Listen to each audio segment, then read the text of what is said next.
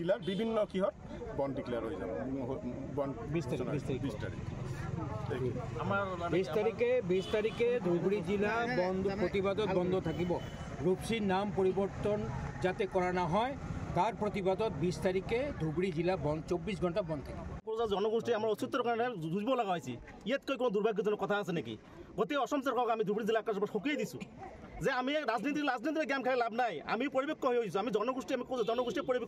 পৰিপক্ষ হৈছোঁ কিন্তু অনাগত দিনত আজি নিজৰ দুৰ্ভাগ্যজনক কথা আছে নেকি আজি স্বাধীন দিনৰ আমি আন্দোলন কৰিবলৈ আহিছোঁ ৰ'দত আহি আমাৰ অস্তিত্ব ৰক্ষাৰ কাৰণে গতিকে আমি বিশেষকৈ আপোনাৰ লগত চেনেলতে সকীয়াই দিছোঁ অনাগত দিনত আমাৰ ধুবুৰী ডিষ্ট্ৰিক্ট গোলগঞ্জ সমষ্টি আদি কৰি যিবিলাক সমষ্টি আছে আমাৰ কৌশল জনগোষ্ঠী এক হৈ বিজেপি চৰকাৰক যে আমি ইয়াৰ পৰা খেদুৱাই পঠাম আমি গংগাধৰ নদী পাৰ কৰি দিম ব্ৰহ্মপুত্ৰ নদী আজি এই কথা এইটো সঁচা কথা অনাগত আমি 26 ইলেকশ্যন আমি এইটো কৰি আছোঁ সঁচা কথা কৈছোঁ ৰূপসী দেৱীৰ নামত যিখন এয়াৰপৰ্ট আছে সেই ৰূপসী এয়াৰপৰ্টৰ নামটো বাহাল ৰাখিব লাগিব ৰূপসী এয়াৰপৰ্টৰ বাহিৰত জমিদাৰ জগদীন্দ্ৰ নাৰায়ণ চৌধুৰীয়ে 5700 বিঘা জমি দান কৰিছিল আৰু ৰূপসী দেৱীৰ নামত এইটো নামাংকিত উৎসৰ্গিত ৰূপসী এয়াৰপৰ্টৰ বিষয়ে তথ্য ইয়াতে ষ্ট'ন কাটিং ইনষ্টল কৰিব লাগিব আৰু 1800 গাঁও ৰূপসী মহামায়াকে ধৰি 1800 অবৰ গাঁও ইয়াৰ BTADৰ পৰা কৰ্তন কৰিব লাগিব কোচ ৰাজবংশীক যদি ইতিমধ্যে যদি জনজাতিকৰণ নকৰে তেতিয়াহ'লে চৰকাৰে কিন্তু ইয়াৰ ফল কিন্তু আগন্তুক নিৰ্বাচনত কিন্তু ভুগিব লাগিব কাৰণ কোচ ৰাজবংশী জনগোষ্ঠীয়ে অসমৰ 38 লাখ কোচ ৰাজবংশী জনগোষ্ঠীয়ে অসমত 25টা বিধানসভা সমষ্টিত নিৰ্ণায়ক ভূমিকা গ্ৰহণ কৰে গতিকে কোচ ৰাজবংশী জনগোষ্ঠীয়ে কিন্তু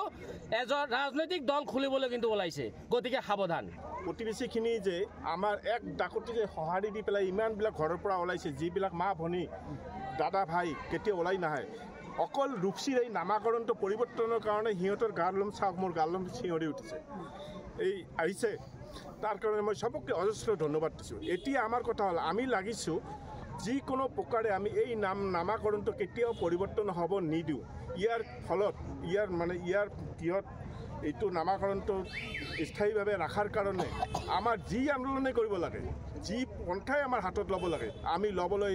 গণতান্ত্ৰিকভাৱে আমি ল'বলৈ তাৰ কাৰণে সাজু আছোঁ আৰু আগন্তুক দিনত আপোনালোকে আমাক পূৰ্ণ সহযোগ আগবঢ়াব চাব প্ৰতিজন ব্যক্তি প্ৰতিজন মানুহে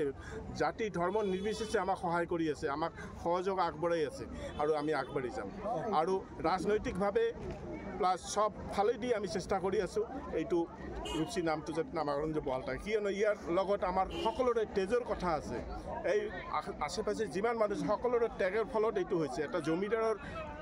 ভৈনীয়েকৰ নামত এইটো হৈছে কিমান ডাঙৰ কথা এইটো ইতিহাস নাজানো অসম চৰকাৰে ইতিহাস ইমান চালি জাৰি চোৱা নাই কিয়নো এইটো হৈছে আপোনাৰ 1935ত এইটো গঠন কৰা কি আৰম্ভ হৈছিল 42ত এইটো কাম কমপ্লিট হৈছে তাৰ মাজতে 39ত যেতিয়া ছেকেণ্ড ৱৰ্ল্ড ৱাৰ হ'ল বিশ্বযুদ্ধ দ্বিতীয় বিশ্বযুদ্ধ সেই সময়ত এই ৰূপসী এয়াৰপৰ্টটো ৰীতিমত চালু আছিল আৰু ইয়াতে আমেৰিকান সেনাৰ পৰা আৰম্ভ কৰি চবেই ইয়াত আহিছিল এইপিনেদি অহা যোৱা কৰিছিল আৰু সেইকাৰণে ইয়াত এটা হিষ্ট্ৰী জড়িত হৈ আছে স্বাধীনতাৰ কিমান আগৰ এয়াৰপৰ্ট বোধকৰোঁ আমাৰ অসমৰ ভিতৰত প্ৰথম এটা দুটা এয়াৰপৰ্টৰ ভিতৰত এই এটা এয়াৰপৰ্ট পৰে সেইটো নাম সেই তেখেতসকলে পৰিৱৰ্তন কৰাৰ কাৰণে ক'ত কেনেকৈ কি পালে এবাৰো চিন্তা কৰি নাযাওঁ আমি কিমান নেগলেক্টেড হৈ গৈছোঁ যিদিনাখন আমি শুনিলোঁ যে আমাৰ ৰূপসী এয়াৰপৰ্টটোৰ নাম পৰিৱৰ্তন কৰি কালীচৰণ বৰ্মৰ নামত অসমৰ কেবিনেটে সিদ্ধান্ত লৈছে অসম মন্ত্ৰীসভাই সিদ্ধান্ত লৈছে আমি সেইদিনাখনৰ পৰাই আমি এই বিষয়টো বিৰোধিতা কৰিম বুলি আমি টাঙলি বান্ধিছোঁ আৰু এইটো আমি কোনো পধ্যেই হ'ব দিব নোৱাৰোঁ ইতিমধ্যে ইয়াৰ আগতো আমি এই ঠাইতে প্ৰতিবাদ কৰিছিলোঁ তাৰপিছত আমি চৰকাৰৰ লগত যোগাযোগ কৰিছোঁ অসম চৰকাৰৰ মাননীয় মন্ত্ৰী পীযুষ হাজৰিকাক আমি পাইছোঁ তেখেতক আমি এখন মেমৰেণ্ডাম দাখিল কৰিছিলোঁ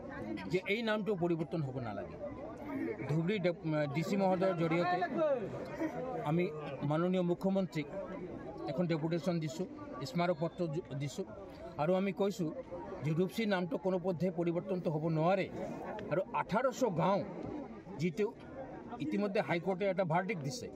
যে BTRৰ পৰা উলিয়াই দিব লাগে আৰু এইটো অবৰ গাঁওবিলাকক অতি সোনকালে উলিয়াই দিয়াৰ ব্যৱস্থাটো কৰিব লাগে আমি অন্যথাই আমি যথেষ্ট সংখ্যক মানুহ যোগাৰ কৰি লৈ পেলাই আমি গণ আন্দোলনৰ এটা ব্যৱস্থা আমি হাতত ল'ম আৰু আগন্তুক সময়ত ইয়াক আমি ৰাজনৈতিকভাৱে প্ৰত্যুত্তৰ দিয়াৰ কাৰণে আমি পদক্ষেপ গ্ৰহণ কৰিম আৰু অহা দিনত আৰু কিছু কাৰ্যসূচী আন্দোলনৰ কাৰ্যসূচী আমি হাতত ল'ব গৈ আছোঁ তাৰ ভিতৰত 24 তাৰিখে আমি গৌৰীপুৰত এটা অৱস্থান ধৰ্মঘট আমি আয়োজন কৰিছোঁ আৰু 22 তাৰিখে আমি আমাৰ বাকী যিবোৰ সংগঠন আছে আক্ৰাসু আছে সন্মিলনী আছে মহিলা সন্মিলনী আছে যুৱ সন্মিলনী আছে ইত্যাদি সকলোৰে লগত আলোচনা কৰি 22 তাৰিখে ধুবুৰী জিলা আমি বন্ধ কৰাৰ এটা প্ৰস্তাৱ আমাৰ হাতত আছে এইটো লৈ আমি চিন্তা চৰ্চা কৰি আছোঁ আৰু যদি এইটো হয় তেনেহ'লে 22 তাৰিখে আমি বন্ধ ঘোষণা কৰিম আৰু যেতিয়ালৈকে এই প্ৰস্তাৱটো অসম বিধানসভাই প্ৰত্যাহাৰ নকৰে তেতিয়ালৈকে আমি নানান ধাপত আন্দোলন আমি চলাই থাকিম আৰু ঘাইপথ অৱৰত হ'ব গণসমাৱেশো আমি কৰিম মুঠতে আমি ৰাজনৈতিকভাৱে ইয়াৰ প্ৰতিৰোধ কৰাৰ চেষ্টা কৰিম যিকোনো খবৰৰ বাবে যোগাযোগ কৰক 7099017330 আৰু 7099017110 নম্বৰত